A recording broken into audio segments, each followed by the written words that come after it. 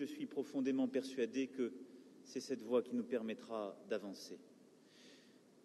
Et c'est dans ce même esprit que je souhaite aussi que nous puissions avancer sur ces routes de la soie. En effet, ce One Belt, One Road, c'est la perspective que la Chine s'est donnée et qu'elle a proposée au monde. Quand une proposition est sur la table, il n'est pas dans mes habitudes de ne pas en discuter. J'en comprends les opportunités pour la Chine, sur le plan économique, par la recherche de nouveaux débouchés internationaux, sur le plan politique, pour désenclaver certaines régions touchées par le sous-développement, sur le plan diplomatique, pour stabiliser par les échanges des zones fragiles où se trouvent des États en difficulté, des régions en développement. Sur le plan culturel, puisqu'il s'agit aussi d'exercer un leadership avec la force des idées neuves.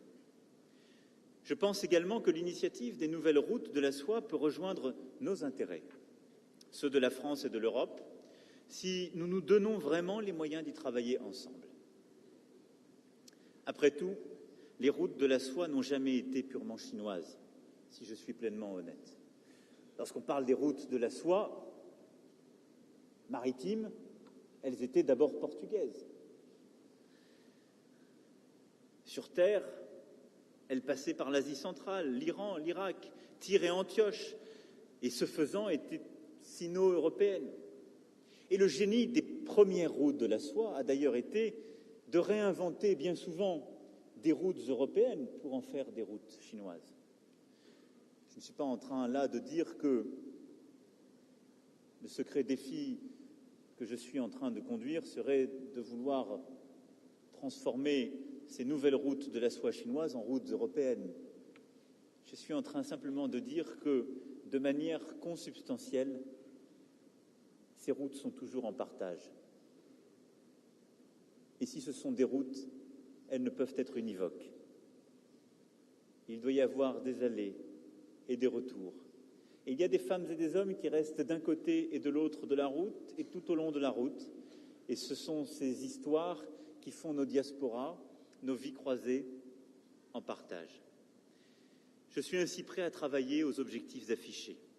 Les programmes d'infrastructures routières, ferroviaires, aéroportuaires, maritimes, technologiques, le long des routes de la soie, peuvent apporter des éléments de réponse aux déficits d'infrastructures, notamment en Asie, et créer des perspectives dans des secteurs tels que le transport, la gestion de l'eau et des déchets, la ville durable, l'économie verte.